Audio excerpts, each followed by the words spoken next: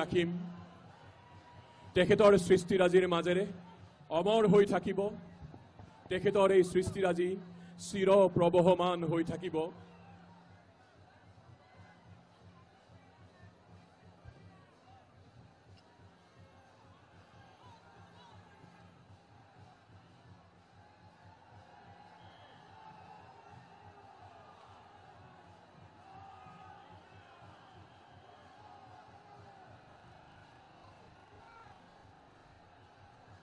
মুখাগ্নি কৰিব